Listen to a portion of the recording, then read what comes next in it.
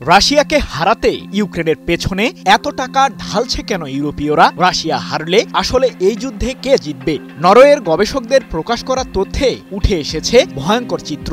আর এই দাবার বোর্ডে সবচেয়ে বড় খেলোয়াড় হিসেবে ভূমিকা রাখছে ইউরোপের দেশগুলো। আর এর পেছনে লুকিয়ে আছে পশ্চিমাদের জটিল সমীকরণ। কি সেই সমীকরণ? এত ষড়যন্ত্রের মাঝেও কি যুদ্ধে জয় ছিনিয়ে আনতে পারবে রাশিয়ার সামরিক বাহিনী?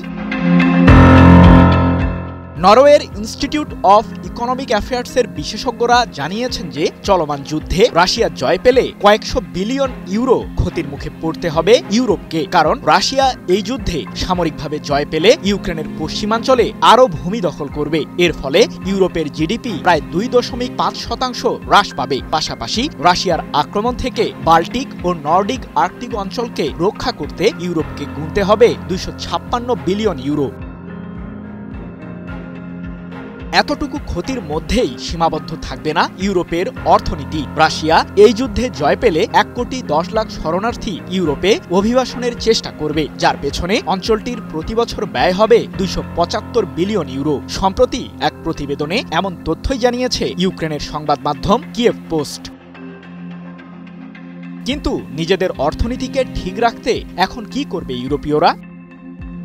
নরওয়ের ওই গবেষকরা জানিয়েছেন, চলমান যুদ্ধে ইউক্রেনকে জয়ী করতে দেশটিকে শক্তিশালী সামরিক অস্ত্র পাঠাতে পারে পশ্চিমারা, যার ফলে সামরিক সংঘাত নিয়ে বদলে যাবে রাশিয়ার সমীকরণ। আর এতেই বন্ধ হবে দুই পক্ষের যুদ্ধ, যার কারণে ইউরোপের জিডিপি মাত্র 0.9% ক্ষতির মুখে পড়বে। অর্থাৎ রাশিয়া জয়ী হলে ইউরোপ যে ধরনের ক্ষতির মুখে পড়ত ইউক্রেনের জয়ের ফলে তা কমে অর্ধেকেরও নিচে নামবে।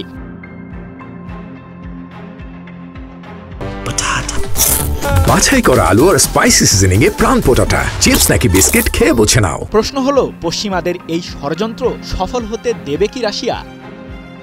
2022 সালের ফেব্রুয়ারিতে ইউক্রেনে আচমকা সামরিক অভিযান শুরু করার পর থেকে রাশিয়ার উপর বেশ কয়েকটি অর্থনৈতিক নিষেধাজ্ঞা আরোপ করেছে যুক্তরাষ্ট্র সহ পশ্চিমারা। সেই সাথে ইউক্রেনকে অঢেল অর্থ ও অস্ত্র দিয়ে সহায়তা করেছে দেশটির মিত্ররা। কিন্তু এত কিছুর পরও পশ্চিমারা ঠেকাতে পারেনি রাশিয়ার সাফল্যকে। প্রায় 4 বছরের এই যুদ্ধে এখন পর্যন্ত 20% ইউক্রেনীয় অঞ্চল দখলে সফল হয়েছে রাশিয়ার সামরিক বাহিনী। সৃজন মাহমুদ, নিউজ 24।